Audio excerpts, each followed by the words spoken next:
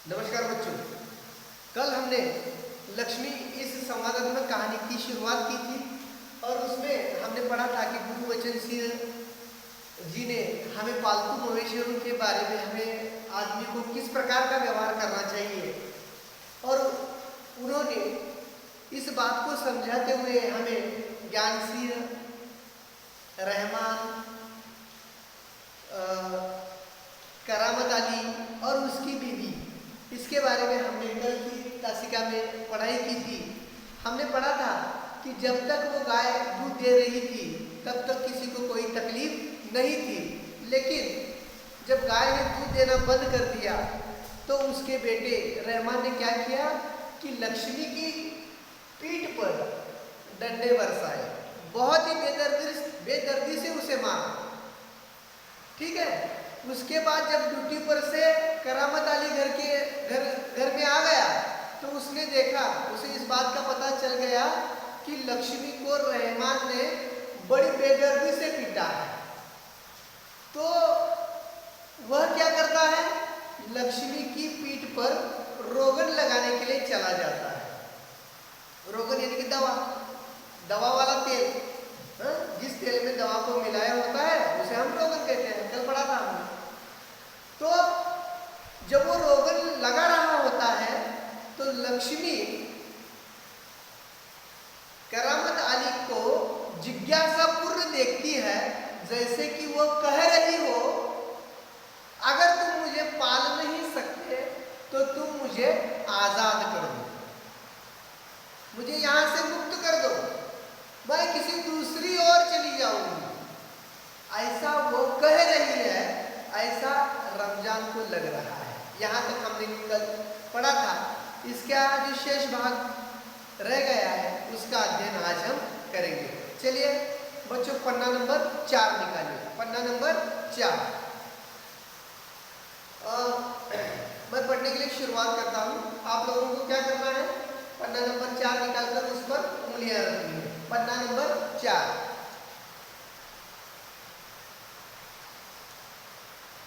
चलिए पढ़ने के लिए मैं शुरुआत करता हूं।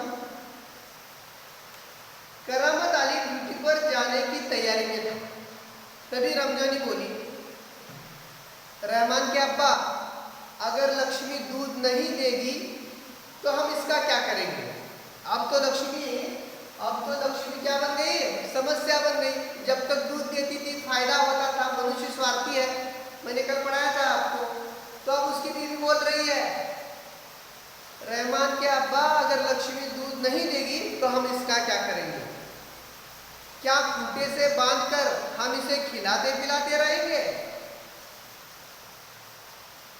गाय को हर कोई आदमी किसी मकसद से पालता है। तो गुरुवचन सिंह जी हमें मानवीय स्वभाव का भी वर्णन बताते हैं। जब तक किसी मवेशी से हमें फायदा है तब तक हम उसकी बहुत खातिरदारी करेंगे, उसकी बहुत सेवा करेंगे। लेकिन जब वो दूध देना बंद कर देता है या बैल पाला है, बैल काम करना बंद कर देता है, तो उसे पालने में आदमी बहुत बड़ा संकोच करता है। वो यह नहीं सोचता कि उसने जिंदगी भर आपका मुनाफा किया, फायदा किया। उसने की हुई सारी फायदे की बातें वो उस समय भूल जाता है। बहुत स्वार्थी है आदमी। आगे देखो वो क्या कहती है। उसने कहा कि हम इसे मुफ्त में खिलाते पिलाते रहेंगे क्या। तो करामत अली क्या कहता है, जानवर है, बंधा है तो इसे खिलाना पिलाना तो पड़ेगा ही। जानवर है, आपने क्या किया है, उसे खूंटे से बांध के रखा है। जब तक आप उसे बांध के रखोगे तब तक उसे खिलाते पिलाते रहना ही पड़ेगा। अगर नहीं किया तो वो मर जाएगा। ठीक है, जानते हो। उसकी बीवी बोलती है, अब हिसाब किताब होने लगा। जब तक दूध देती थी हिसाब किताब नहीं होता था, क्योंकि बहुत फायदा हो रहा। उसकी बीवी बोलती है, जानते हो इस महंगाई के जमाने में सिर्फ सादा चारा देने में, सादा चारा उसके खाने का 300-350 रुपए महीने का खर्चा है। उसकी बीवी, करामत अली की बीवी अपने पति को हिसाब सिखा रही है। अभी तो सिर्फ इसने 2 दिन ही दूध नहीं दिया तो हिसाब किताब शुरू हो गया।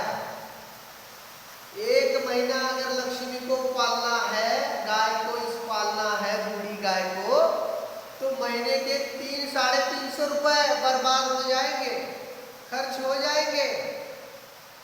देखो अब आगे वो तो कहता है 100 तो है, कराने कर लागना रच गाय पाले मतलब। कहते हुए करामत आली आगे कुछ नहीं बोला, घर से निकलकर कारखाने की तरफ, अपनी ड्यूटी की तरफ वो चल दिया। रास्ते में वह रमजानी की बात पर विचार कर रहा था। रमजानी उसकी बीवी है, वो जो बोल रही है उस पर वो विचार कर रहा था कि मेरी बीवी भी सही बोल रही है कि महीने का 300-350 खर्चा करके कुछ मुनाफा नहीं होगा तो इसे पालने में क्या अर्थ है। वो विचार करते हुए कारखाने की तरफ जा रहा है। लक्ष्मी अगर दूध नहीं देगी तो इसका क्या करेंगे, यह ख्याल तो उसके मन में आया ही नहीं था कि एक समय ऐसा भी आ सकता है कि गाय को घर के सामने खूंटे से बांधकर मुफ्त में भी खिलाना पड़ सकता है। देखिए, जब उनके मित्र ज्ञान सिंह ने गाय दे दी तो उसे बहुत अच्छा लग रहा था। उसने कहा था नेकी कर, नेकी और क्या पूछ ऐसा उसने कहा था।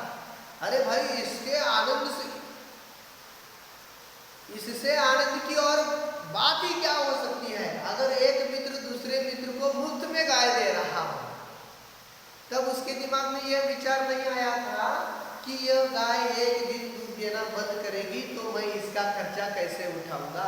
इस बात पर उसने कभी सोचा नहीं था कि एक समय ऐसा भी आ सकता है। ठीक है, आगे देखो। उसके साथी नईम नाम का एक नया पात्र आया है जो उसका मित्र है, साथी है, कारखाने में काम करने वाला।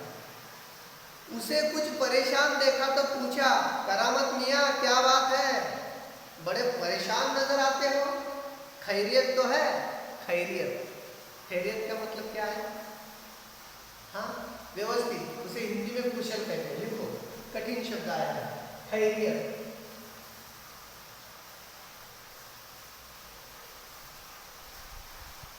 खैरियत का मतलब है कुशल, सब कुशल मंगल है ना, आपण म्हणतो ना मराठीमध्ये काय सगळं बरं आहे काय, उसी प्रकार हिंदी में खैरियत है ना सब, यानी सब कुछ ठीक है, कुछ गड़बड़ी नहीं है, कुछ तकलीफ नहीं है, कुछ परेशानियां नहीं है। ये जानने के लिए आगे का आदमी दूसरे आदमी से पूछता है या हम किसी अपने पहचान वाले को पूछते हैं, क्या सब खैरियत है, कुशल मंगल है सब? हाँ। तो करामत वाले बताता है ऐसी कोई विशेष बात नहीं है, कुछ तो होगा। उसके मित्र ने फिर से पूछा, क्या बताऊं, गाय ने दूध देना बंद कर दिया है। गाय ने क्या किया है?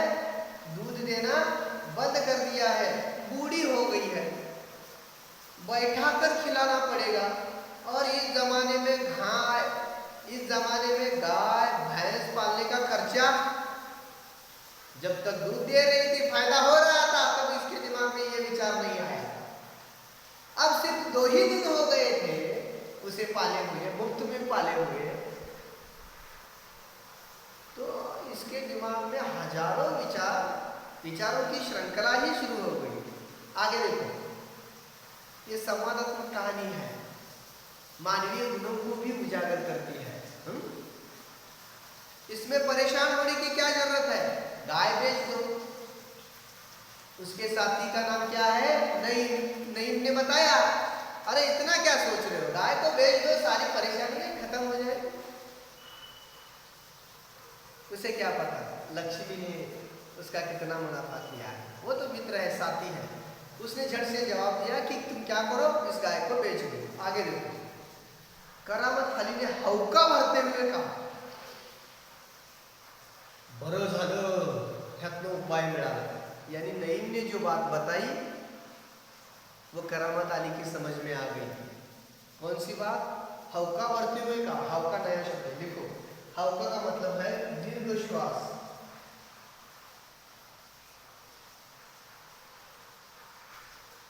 हौका का मतलब क्या है? दीर्घ श्वास। हां, पटलं त्याला, आता विकलं म्हणजे विषय संपला. अलग लक्षात. तो चलो आगे देखो. हाँ, परेशानी से छुटकारा पाया जा सकता है. अब वो परेशानी हो गई, कौन? लक्ष्मी. बहुत आसान तरीका है, लक्ष्मी को बेच दिया जाए. वो नईम के पास से हटकर अपने काम में जुट गया. उसका जो कारखाने में काम चल रहा था ना, उस काम में जुट गया. लेकिन पहले उसने ये बात गौर से सुन ली कि मेरी जो परेशानी थी वो अब खत्म हो गई है. कौन सी परेशानी? कि लक्ष्मी का क्या किया जाए. अब उसके दिमाग में एक ही विचार रहा है कि चाहे जो कुछ भी हो, कम से कम दिनों में लक्ष्मी को बेच देना है और इस परेशानी से छुटकारा पाना है. करामत अली रात का गया, सवेरे कारखाने से घर लौटा. उसकी नाइट ड्यूटी है, रात की ड्यूटी है. रात भर कारखाने में 3 ड्यूटियाँ होती हैं. इसकी रात की ड्यूटी है. रात भर में इसने कारखाने में काम किया और वह घर लौट आया. उंगलियां रखा. रात की ड्यूटी से घर लौटने पर ही लक्ष्मी को दुहता था. अब नया शब्द है, दुहता था, दुहता. इसका क्या मतलब है तुम्हाला माहिती आहे? आता मराठीत सांगितलं तुम्हाला कळेल.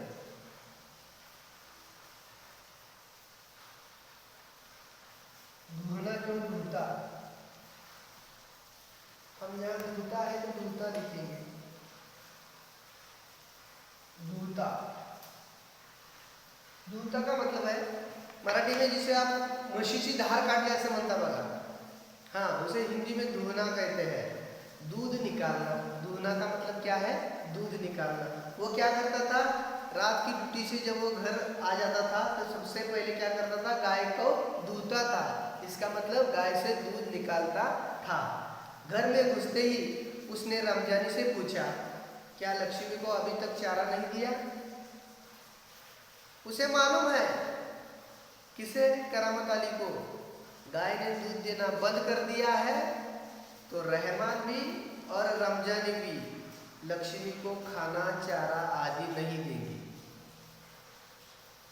इसलिए उसने आने के बाद पहला सवाल किया कि गाय को चारा दिया है नहीं, कुछ खाने को दिया है या नहीं, पानी पिलाया है या नहीं. अब देखो क्या कहते हैं. रमजानी बोली, रहमान से कहा तो था. वो कह रही है की सांगायला मुलग्याला सांगितलं वैरण आणून घाल म्हणून. काय केलंय कुणास ठाऊक. रहमान से कहा तो था कि चारा लेकर आ जाए और लक्ष्मी को दे दे. उसके आगे क्या हुआ उसने कुछ भी जानकारी हासिल नहीं की. क्यों? प्रेम ही खत्म हो गया. तुम दोनों की मर्जी होती तो गाय को अब तक चारा मिल चुका होता. वो पहचानता है अपने बेटे को भी और उसकी बीवी को भी. उसने कहा झट से क्रोध में आकर, अगर तुम चाहती तो अब तक उसे खाना मिल गया होता. अगर वो दूध नहीं दे रही है तो क्या उसे भूखे मारोगे? कहते हुए करामत कटा हुआ पुआल लेकर खली और दर्रा आदि ले जाकर लक्ष्मी के लिए सानी तैयार करने लगा. अब यहाँ कठिन शब्द 4 आए हैं. ठीक है, मैं चारों शब्द यहाँ कठिन लिखता हूँ. यहाँ पहले तो लिखता हूँ पुआल. लिखो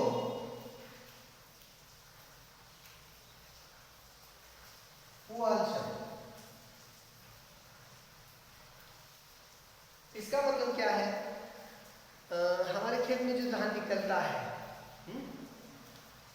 वो डंठल होता है. एक डंठल होता है, उस पर धान अनाज लगता है. जब उसमें से अनाज निकाल लिया जाता है, जो बीज जो कटे हुए डंठल रहते हैं, हम मराठी में उसे काळ कहते हैं. गव्हाचं काळ आणायला गेलो म्हणजे मळणी केल्यानंतर गव्हाचे जे काळ राहतात तुटलेले, मळणी मिश्रणातून निघलेले, बरोबर आहे का? ते निघलेले आपण ट्रॉलीमध्ये भरून आणतो बघा. सोयाबीनचं भुसकाड तुम्ही भरून आणता मळणी झाल्यानंतर, आणता का नाही? आणि ते पावसाळ्याच्या दिवसामध्ये जनावरांना घालता खाण्यासाठी. तसंच ज्या वेळेला ज्वारी निघते त्याच्यानंतर तुम्ही कडवा घालता, तो राहिलेला कडवा. गव्हाच्या काड्या घालता नसतात म्हैशीनं, घालता ना. तसंच पुआल म्हणजे काय? धान के सूखे डंठल जिसमें से धान निकाली जाती है उसे पुआल कहते हैं। समझ में आ गई बात? दूसरा शब्द है खली। दूसरा शब्द है खली।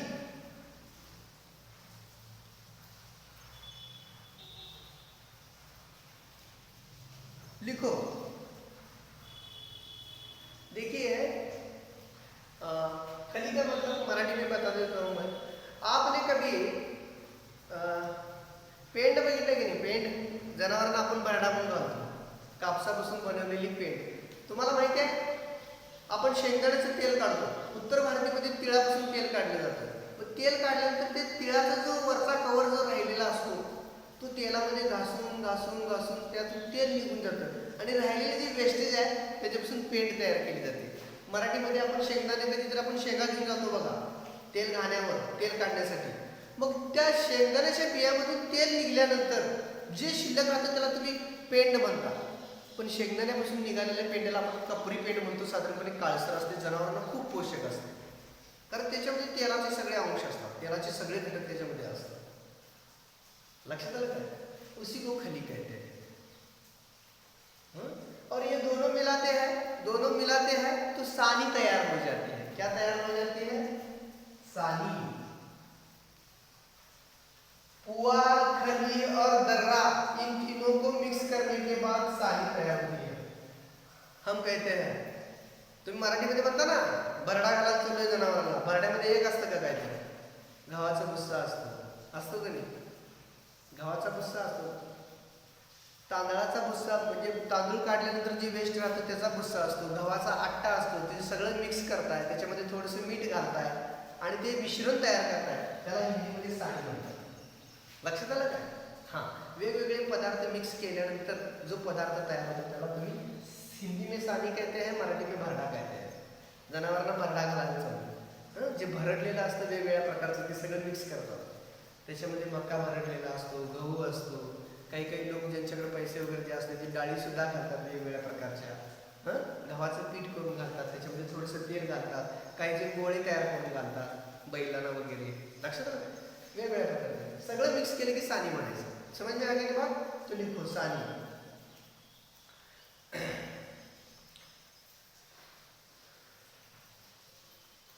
खली म्हणजे काय झालं? तिकडं तिलहन म्हणतात। तिलहन म्हणजे तिलहन से तेल निकाला जाता है और जो बचा हुआ हिस्सा होता है ना उसे खली कहते हैं। और पुआल का मतलब क्या है? ऐसा अनाज जिसमें से अनाज निकाला जाता है और जो उसके बचे हुए डंठल होते हैं उसे पुआल कहते हैं। ठीक है, चलिए आगे। खली और दर्रा आदि ले जाकर लक्ष्मी के लिए सानी तैयार करने लगा। लक्ष्मी उतावली से तैयार हो रही सानी में मुंह मारने लगी। भर भर भर भर भर ती भरडा खाऊ लागली, कारण सकाळपासून सुबह से उसे खाने के लिए कुछ भी नहीं दिया गया। गाय को सानी देकर करामत आली उसकी पीठ देखने लगा। उसे लक्ष्मी के आगे उसने क्या कर दिया? सानी डाल दी खाने के लिए और वो उसकी पीठ की तरफ देखने लगा। रोगन ने अच्छा काम किया था, दाग कुछ हल्के पड़ गए थे। जो कल दाग पड़े थे ना रहमान ने दिए हुए थे उसकी पीठ पर, डंडे बरसा दिए थे ना। हाँ, तो ये जहाँ जहाँ उसने डंडे मारे थे वो जो भाग था सारा वो काला पड़ गया था, काला नीला, लेकिन आज थोड़ा सा हल्का रंग हो गया है। इसका मतलब क्या है? रोगन ने अच्छा काम किया था, दवा असर कर रही है। 10-15 दिनों में यूं ही चल रहा था। एक दिन जब करामत आली ने पुआल लाने के लिए रमजाने से पैसे मांगे तो वो बोली, मैं कहाँ से पैसे दूं? पहले तो दूध की बिक्री के पैसे मेरे पास जमा रहते थे, उनमें से दे देती थी, अब कहाँ से दूं? अब तक उसे बेचा नहीं गया। 10-15 दिन यूं ही चले गए। एक दिन पुआल लाने के लिए करामत आली ने बीवी से रमजानी से पैसे मांगे तो उसने कहा, जब तक वो दूध देती थी मेरे पास दूध के पैसे होते थे, अब उसने दूध देना बंद कर दिया है, मेरे पास से सारे पैसे खत्म हो गए, मैं तुम्हें कहां से पैसे दूं? अब देखो आगे। लो, ये राशन के लिए कुछ रुपए रखे थे, कहते हुए रमजानी ने संदूकची में से 20 का एक नोट निकाल कर उसे थमाते हुए कहा, इससे लक्ष्मी का राशन ले आओ। घर का राशन लेने के लिए जो 20 रुपए रखे थे, घर का राशन लाने के लिए जो 20 रुपए रखे थे, उस 20 रुपए से तुम क्या कर दो, लक्ष्मी के लिए राशन ला दो। लक्ष्मी का राशन पुआल है। ठीक है, देखो आगे पुआल और चारा भी है। ठीक है, इससे लक्ष्मी के 2-4 दिन निकल जाएंगे, 2-4 दिवसापर्यंत हा भरडा पुरेल। ठीक है, आखिर इस तरह कब तक चलेगा? रमजानी दुखी स्वर में बोली, कब तक ऐसे हम अपने पैसे खर्च करते जाएंगे? हाँ, वह दुखी स्वर में बोल रही है। तुम इसे खुला छोड़कर आजमा कर तो देखो। उसे वो क्या कहती है कि जब तुम ड्यूटी पर जाते हो ना, तो कहीं खेत में उसे छोड़कर जाओ, वो दिन भर खाना खाएगी और हमारे पैसे उसे चारा देने के लिए बच जाएंगे। कहते हो तो ऐसा करके देख लेंगे। उसने एक उपाय सोचा है कि उसे हर सुबह छोड़ दिया जाए, देखिए क्या होता है। दूसरे दिन रहमान सवेरे 8-9 बजे के करीब लक्ष्मी को इलाके से बाहर, जहाँ नाला बहता है, जहाँ झाड़ झंकार और कहीं धूप के कारण जमीन हरी नजर आती है, छोड़ आया ताकि वो घास इत्यादि खाकर अपना कुछ पेट भर ले। लेकिन माँ बेटे यह देखकर आश्चर्य हुआ कि लक्ष्मी 1-1.5 घंटे बाद ही घर के सामने खड़ी थी। वो उसे छोड़कर चला गया है एक जगह जहां पर नाला था, कुछ दूब थी, कुछ हरी घास थी। करामत आली को लगा कि ये दिन भर वही चरती रहेगी, खाती रहेगी, घास खाती रहेगी। लेकिन करामत आली वहां से चला गया। उसके बाद 1-1.5 घंटे में जहां उसका घर था, वो वहीं आकर खड़ी हो गई। देखो आगे, उसके गले में रस्सी थी। एक व्यक्ति उसी रस्सी को हाथ में थामे कह रहा था, यह गाय क्या आप लोगों की है? रमजानी ने कहा, हाँ, यह हमारी गाय का सब चारा खा गई है। इसे आप लोग बांध कर रखे नहीं तो कांजी हाउस में पहुंचा देंगे। कांजी हाउस नया शब्द आया है। एक आदमी वहां आया है, वो बहुत क्रोधित है। क्यों? वो भी मवेशी पालने वाला एक आदमी आहे, पालतो तो पण जनावर पाळणारा एक माणूस आहे। आणि त्यांच्या जनावरांचा चारा कोणी खाल्लाय? लक्ष्मीने खाल्लाय। आणि तो विचारला है, ये आप ही की गाय है क्या? अगर आप इसे पाल नहीं सकते तो कहां छोड़कर आइए? कांजी हाउस में छोड़कर आइए। कहां छोड़कर आइए? कांजी हाउस में। रमजानी चुप खड़ी आगंतुक की बातें सुनती रही। आगंतुक जो आदमी आया है घर में उस गाय को लेकर, उसे आगंतुक कहते हैं। वो जो बोल रहा था वो चुपचाप वो बातें सुन रही थी। उसने उस आदमी को कुछ भी नहीं कहा। क्योंकि लक्ष्मी ने क्या किया था? लक्ष्मी ने उसके मवेशियों का जो खाना था वो सारा उसने खा लिया था। उस आदमी ने क्या सलाह दी कि तुम इसे कहाँ छोड़कर आओ? कांजी हाउस में छोड़कर चले आओ। कांजी हाउस का मतलब क्या है? कांजी हाउस का मतलब है सरकारी मवेशी खाना। जो लावारिस पशु होते हैं, जिनका कोई मालिक नहीं होता, वो सारे जानवरों को पकड़कर लोग क्या करते हैं? सरकारी मवेशी खाना में छोड़ देते हैं। मराठी में पांजरपोळ म्हणतात बघा त्याला। पांजरपोळात सोडून आलो जनावर, तिथं काही देणगीदार दानशूर लोक असतात, ती त्यांना फुकट मोफत अन्न घालत असतात। कारण जो पाळलाय त्याला पाळायची ताकद राहिलेली नाही है, ती सगळी जनावर तिथं असतात पांजरपोळमध्ये। उसे हिंदी में कांजी हाउस या सरकारी मवेशी खाना ऐसा कहते हैं। इसका जो शेष भाग रह गया है, इसका अध्ययन हम कल की तासिका में करेंगे। आज तक के लिए यहीं रुकते हैं। धन्यवाद।